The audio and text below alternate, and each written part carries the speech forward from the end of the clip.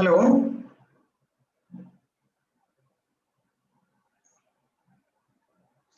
Yes, sir. Yes, sir.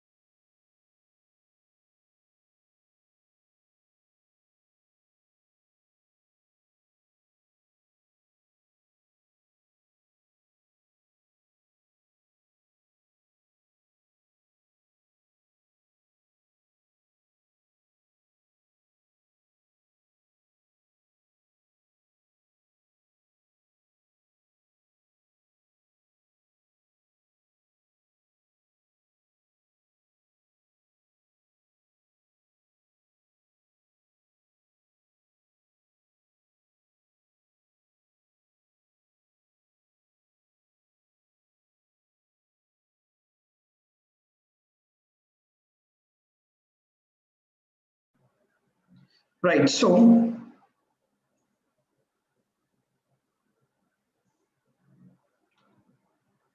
yeah, a very good evening, everyone. Yes, Shailesh, good evening.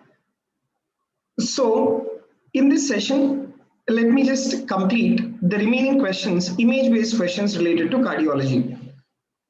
Now, in the previous sessions also, I have discussed many image-based questions related to cardiology. So, this is a part of the continuation of that. This is a part of the continuation of that. And in this session, I will discuss some of the very, very important ECGs. Right. So you see the question here. This ECG is from a 48-year-old female. She presents with acute onset severe dyspnea.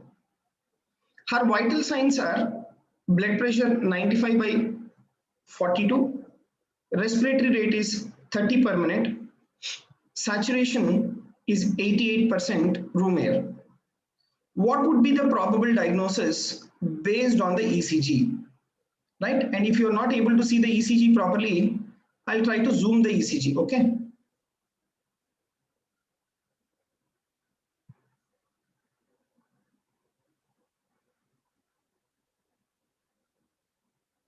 Yes.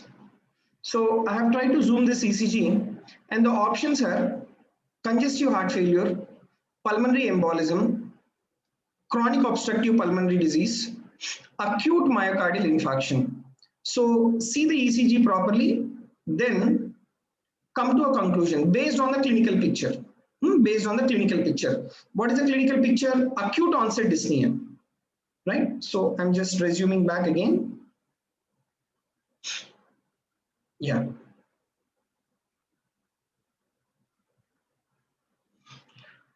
Yes. Can anyone answer this?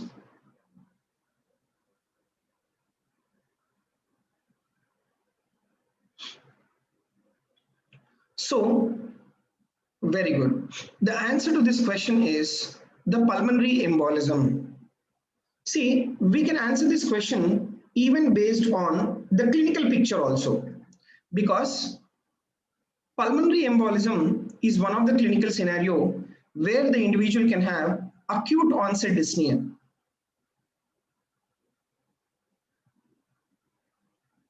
Right, where the individual has the acute onset dyspnea.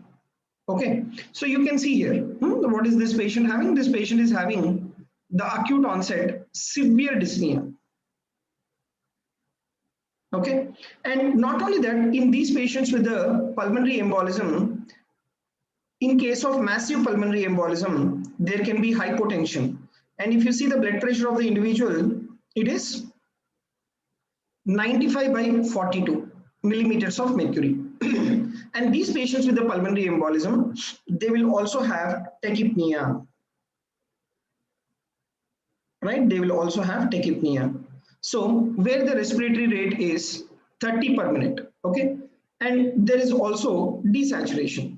So all these points are suggestive of your pulmonary embolism. Now you take the other options. In congestive heart failure, yes, they can have acute onset dyspnea only when the individual lands up in pulmonary edema. Right? When this individual with the congestive heart failure lands up in pulmonary edema, then they can have this particular acute onset dyspnea. But sir, why are you considering pulmonary embolism as an answer in this? Let me tell you.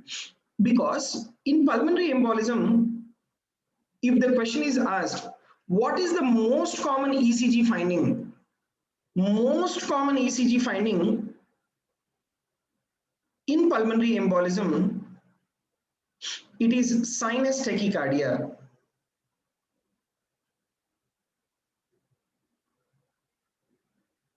Right? It is sinus tachycardia. Okay, that is the most common ECG finding in patients with the pulmonary embolism. But if you take the heart rate in this ECG, the heart rate in this ECG, it is 100 per minute. So that means it is one of the findings suggestive of your pulmonary embolism. One of the findings suggestive of pulmonary embolism. Now, one of the other important feature in patients with the pulmonary embolism is presence of S1 Q3 T3 pattern, right? S1 Q3 T3 pattern. Now in this ECG, I'll zoom it again. Yes, Patak, I will zoom it again. Okay, right. In this ECG, you see here the heart rate is 100 per minute, right? And the other important point is S1. You see deep S wave in lead 1. Then you also have the presence of the Q wave in lead 3, and T wave, it is inverted, right? T wave, it is inverted. So this is what is called as S1 Q3 T3 pattern. This is what is called as S1 Q3 T3 pattern. Where do you see that this is seen in 10% of patients with the pulmonary embolism? Right, this is seen in almost 7 to 10% of patients with the pulmonary embolism. Okay, so what is this ECG suggestive of now? This ECG is suggestive of the pulmonary embolism. So what is the answer? The answer is your second option. The answer is your second option. Now, what will be the ECG in COPD? Can anyone answer me? In COPD, how do you think will be the ECG? Like for example, the patient is having emphysema. Tell me, how will be the ECG in emphysema?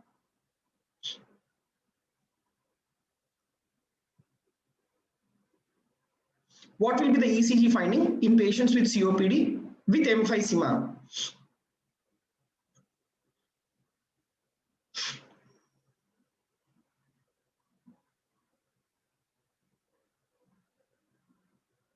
Yes. So patients with COPD with emphysema, they have what is called low voltage complexes.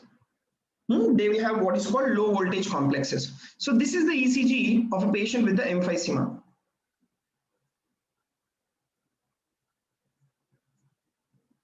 Right? And this is the ECG with what is called as low voltage complexes. So definitely you should know what is the criteria of low voltage complexes.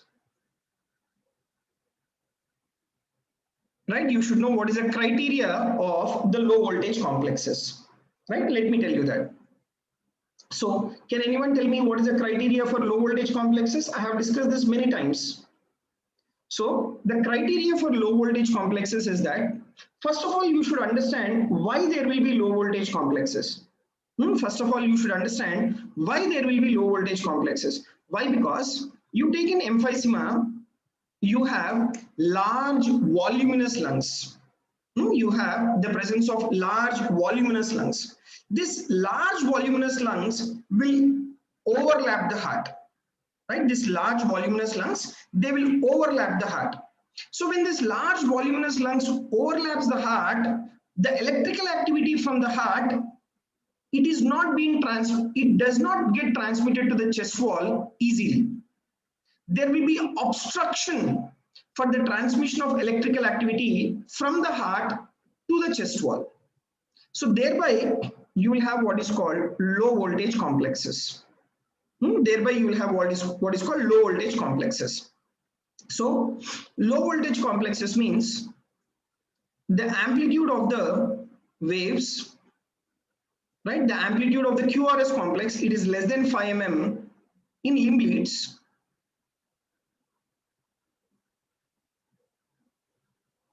right? Less than 5 mm in the limb leads, okay? And the amplitude of the QRS complex in the chest leads, it is less than 10 mm in chest leads.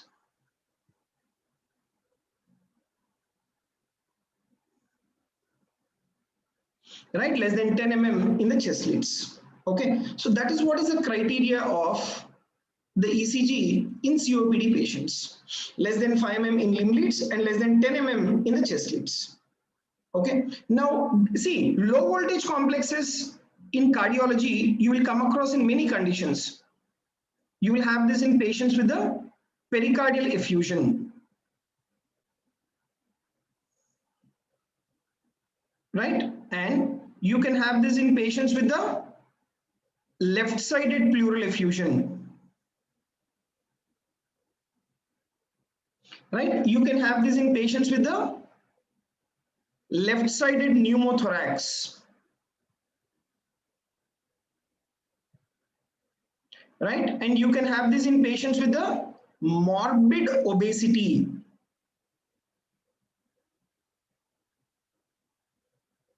right? You can have this in patients with the morbid obesity. So these are all the conditions where you can have this low voltage complexes, all right? And same thing is even in your emphysema also. Now we will move on to the next image. So to summarize the previous image-based question, the question was like, the ECG whichever is given to you is suggestive of, it is suggestive of pulmonary embolism. It is suggestive of pulmonary embolism. Now in MI, you will have the, if it is ST elevation MI, you have definitely ST segment elevation. I have a separate question on MI. I will discuss that. I will discuss that. Okay. Right. And you see the next question.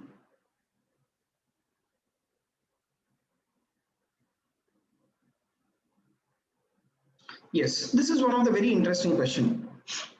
A 53-year-old male presenting with central chest pain for 2 hours, which is ongoing at the time of recording of the ECG, right? Since 2 hours, the individual is having pain. And this is the ECG. And based on the ECG finding, what do you think is the diagnosis? Left ventricular hypertrophy, posterior wall MI, Prinzmetal angina, WPW syndrome.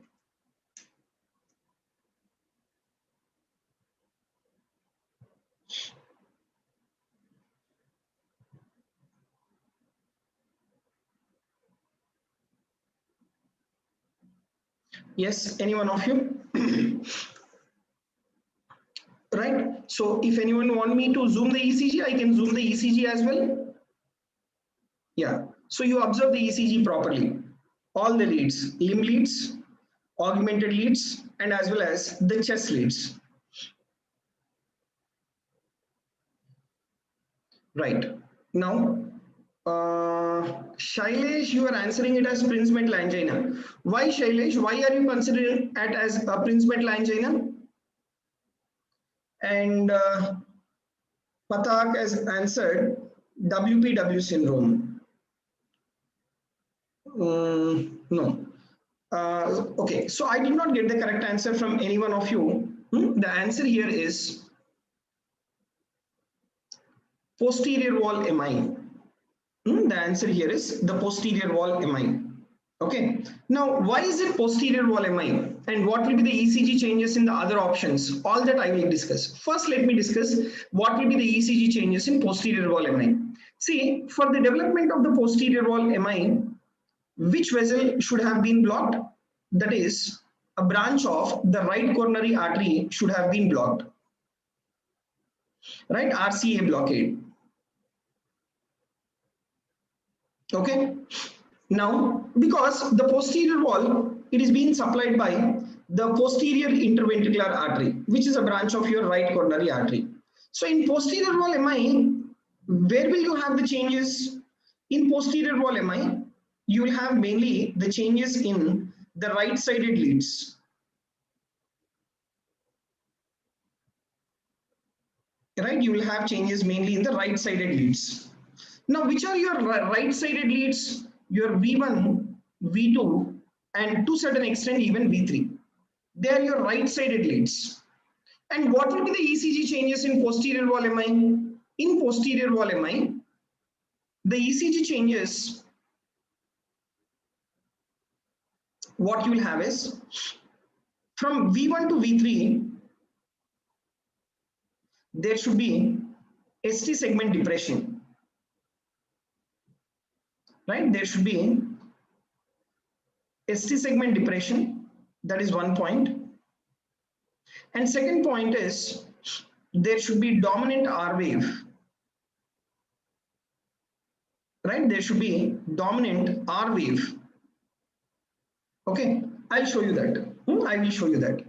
So you see this. In V2, you will not have this dominant R wave in a normal individual.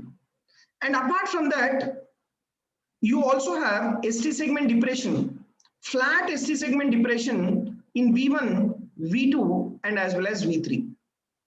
Right? V1, V2, and as well as V3. So this is what is suggestive of the posterior wall MI. Right? I'll zoom the ECG once again so that you can appreciate it in a better manner. Right. So I have just zoomed it. Now you see. So you have the ST segment depression in V1, V2, and as well as V3. Right? V1, V2, V3, there is an ST segment depression. And apart from that, there is also a dominant R wave in V2. There is also a dominant R wave in V3. So all these are suggestive of posterior wall MI. All these are suggestive of posterior wall MI. Right? Next. Then, followed by that, you see what will be the ECG changes in left ventricular hypertrophy? What will be the ECG changes in Prince-Metal angina? What will be the ECG changes in WPW syndrome? All that I will discuss. Now, subsequently, you see the next ECG. Yeah, you see this ECG complex in a ECG strip. What is that you are able to make out? Okay, by seeing this particular ECG strip, can anyone tell me what is the diagnosis of this particular ECG complex?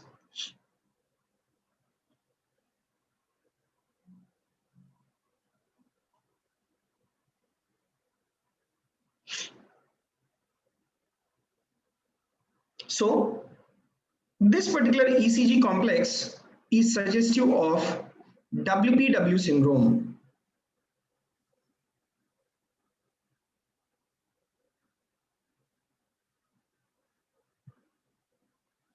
Right? Very good, Jadhav. So this ECG is suggestive of WPW syndrome. Now, what is this WPW syndrome? It is nothing but your pre-excitation syndrome. Can anyone tell me what is the name of that particular accessory bundle in WPW syndrome? Yes. What is the name of the accessory bundle in WPW syndrome? Any one of you?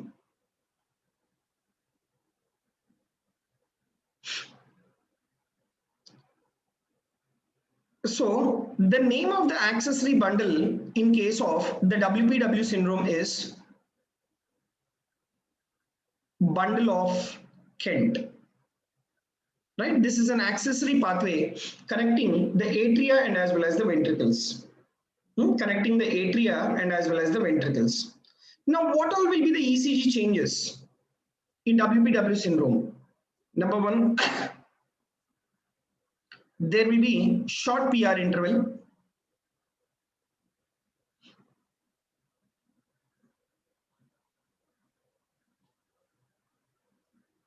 right? There will be short PR interval, right? Number two, there will be presence of wide QRS complexes.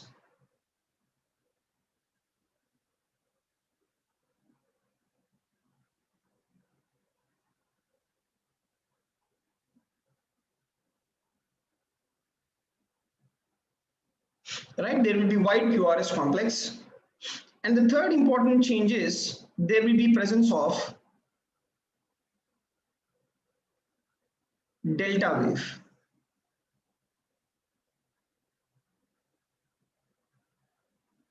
There will be presence of the delta wave. Okay, so these are the ECG changes in case of WPW syndrome. Now I will show you one by one. First of all, you should know what is the normal PR interval. Can anyone tell me how much is the normal PR interval? Any one of you? How much is the normal PR interval? Right. So the normal PR interval, it is around 0.12 to 0.20 seconds. Right. The normal PR interval is 0.12 to 0.20 seconds. But if you take the PR interval here, right? So what is PR interval? The start of your P wave to the start of the QRS complex, right? So it is up to here. Okay, so this is one small box, two small boxes, and three. It is not exactly three small boxes. It is less than three small boxes because your QRS complex is starting before the third box completion. So if you calculate this, one small box, everyone is aware, it is equal to 40 milliseconds. So it is less than three small boxes. It is less than three small boxes.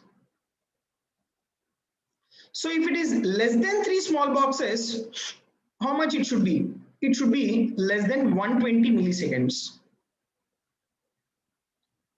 Right, less than 120 milliseconds. That means less than 0.12 seconds. That means what has happened to PR interval? The PR interval is shortened. Right, and you take the QRS complex. This is your QRS complex. Okay, so this is what is your QRS complex. So how many small boxes your QRS complex is occupying? Your QRS complex is occupying one small box, second small box, and third small box. That means how many seconds is your QRS complex in this? It is around 120 milliseconds. Right, it is around 120 milliseconds.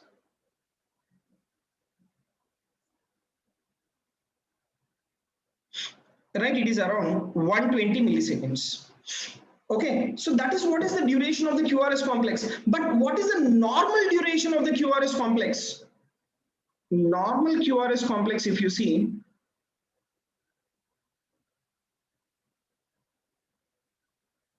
normal QRS complex, it is around 70 to 100 milliseconds. The normal QRS complex is like 70 to 100 milliseconds. But how much is the QRS complex here? It is 120 milliseconds, right? Next, the other important point is, you see this, you have an upward slurring. You have this particular upward slurring of the QRS complex. So this is nothing but your delta wave. Whatever the arrow is being shown to you is the delta wave. Right, whatever this arrow is there, this is nothing but your delta wave. This is nothing but your delta wave. Okay, so these are the ECG changes in Wolff-Parkinson's-White syndrome, which is a pre-excitation syndrome. So three important changes. Number one, short PR interval. Number two, wide QRS complex. Number three, presence of the delta wave. Presence of the delta wave. So going back to the question, So fourth option is your WPW syndrome. And in the ECG, it is not at all suggestive of WPW syndrome because you have the normal PR interval. Now you take the other ECG. What is that? Left ventricular hypertrophy. Now in left ventricular hypertrophy, the ECG complexes, they are defective mainly in the left-sided leads. The ECG complexes, they are mainly defective in the left-sided leads. And what is that? Left ventricular hypertrophy. In left ventricular hypertrophy, what will happen? You can see here, the thickness of the left ventricular wall is increased. Right? The thickness of the left ventricular wall is increased. So what will happen to your wave of depolarization, or what will happen to the axis of the heart? The axis of the heart is completely towards the left side. Why? Because the left ventricle has been hypertrophied. So the entire depolarization will move towards the left-sided leads. Which are your left-sided leads? These are nothing but your V5 and as well as V6. Right? V5 and as well as V6. These are your left-sided leads. These are your left-sided leads. Now, accordingly, you see here. Okay, so this is your V5 and this is your V6. And this is your V1. Right? This is your V1. Here we place V2. This is V3 and this is V4. Now, what is happening to the wave of depolarization from the point of V1? The wave of depolarization from the point of V1 is moving away from your V1. Right? It is moving away from your V1. So that is the reason why in V1, you will have extreme negativity because the wave of depolarization is moving away from your V1. Right? So accordingly, in left ventricular hypertrophy, what is that you will have? Right? Your V1, it is more negative. Right? Your V1, it is more negative, and V5 and V6, it is more positive.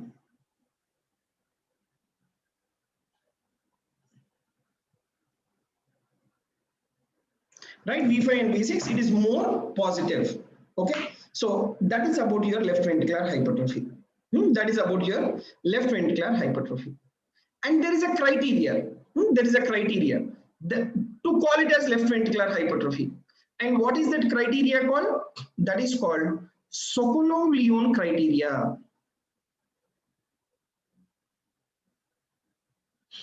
Right? The name of the criteria is Sokolov-Lyon criteria. And what is the criteria here? It is SV1 plus RV6. If it is more than 35 mm. Yeah, Patak, I will show you full ECG strip of left ventricular hypertrophy after the explanation of the criteria. Okay. So it should be more than 35 mm. The amplitude of the QRS complex of SV1 plus RV6, it should be more than 35 mm. Right? Now, you see that particular ECG now. Yes, this is the ECG of left ventricular hypertrophy. This is the ECG of the left ventricular hypertrophy. You see here, this is your RV6. So how much, what is the amplitude here? 1, 2, 3, 4. Actually, this part and as well as this part, I have added as one box. Okay. So 4 large boxes is occupied by your R wave. That means how much? 20 mm. Right? 20 mm. Now you take SV1. Okay. So you see how many large boxes is occupying your S wave.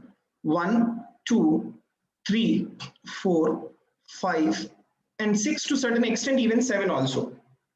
So 6 in the sense, it is 30 mm. Right? 30 mm. So SV1 30 plus RV6, that is 20. So how much it is? 50 mm. So this is satisfying your Sokolov-Lyon criteria, right? This is satisfying your Sokolov-Lyon criteria, and this is suggestive of left ventricular hypertrophy. This is suggestive of left ventricular hypertrophy. Now I will tell you what will happen in right ventricular hypertrophy, right? You see this. So if you take the ECG complex lower down, this is your right ventricular hypertrophy. So very simple. In right ventricular hypertrophy, where will the wave of depolarization or the axis of depolarization? Your entire axis of depolarization is towards your right-sided leads in right ventricular hypertrophy. Right? It is to your right-sided leads in right ventricular hypertrophy. Okay. Now you see here, this is your right ventricular hypertrophy. Now the question is, what are your right-sided leads? What are your right-sided leads? Your right-sided leads are mainly V1 and as well as V2. Right? V1 and as well as V2. So these are mainly your right-sided leads. So in V1, you will have dominant R wave. Right? So in a normal ECG, you will not have a dominant R wave in V1. So you have a dominant R wave in V1. So what should be the criteria again? The criteria is R by S wave in V1, right? R by S wave in V1, it should be more than 1. The ratio should be more than 1. Right? R by S wave in V1, the ratio should be more than 1. Okay, that is one thing. Next, apart from that, you see here, there will be deep S wave in V6.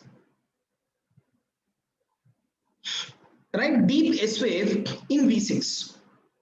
Okay, normally you will not have S wave in V6, but you will have that in patients with the right ventricular hypertrophy. So in right ventricular hypertrophy, you have dominant R wave in V1 and R by S ratio should be more than 1, and there should be deep S wave in V6.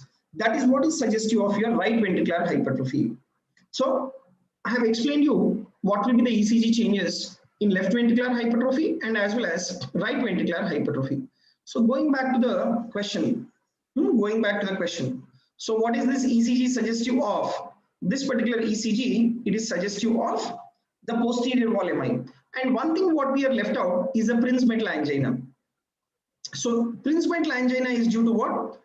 This is due to transient coronary vasospasm. Right? This is due to transient coronary vasospasm. Now, what will be the ECG change? There will be ST segment elevation during the episode of chest pain. Only during the episode of chest pain, you will have that ST segment elevation. There is transient coronary vasospasm. That's an important point. Only during that transient coronary vasospasm, there will be chest pain. Only during that chest pain, there will be ST segment elevation. Okay. Now, the other point here is, we have 3 types of anginas: stable angina, unstable angina, and Prince metal angina. Right? Stable, unstable, and Prince metal angina. So these are the 3 types of anginas. And the only type of angina where you have ST segment elevation, the only type of angina where you have ST segment elevation is your Prince metal angina. So in Prince metal angina, you have that particular, the ST segment elevation. Whereas you take stable angina, there is non-specific STT changes. And you take unstable angina, there will be ST depression, but not ST segment elevation. Okay, so this is about the ECG related to your posterior wall MI, right? So this particular session, mainly I wanted to concentrate on the various ECGs. But before that, before concluding the session, let me just tell you what will be the ECG changes in all other types of MI. See, the ECG which I have shown you here is actually posterior wall MI. But what will be the ECG changes in other MIs? Let me explain. Okay. You take anterior wall MI. In anterior wall MI, you have ST segment elevation from V1 to V4. And you take inferior wall MI. In inferior wall MI, there will be ST segment elevation in 2-3 AVF. Right, 2-3 AVF. And in lateral wall MI,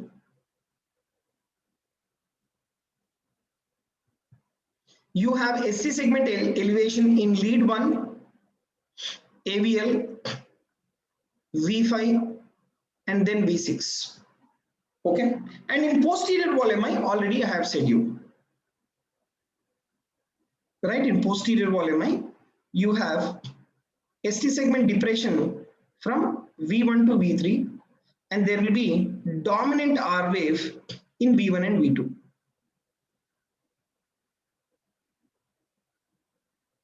Right, dominant R wave in V1 and as well as V2. Okay, so that should be there in the posterior wall MI.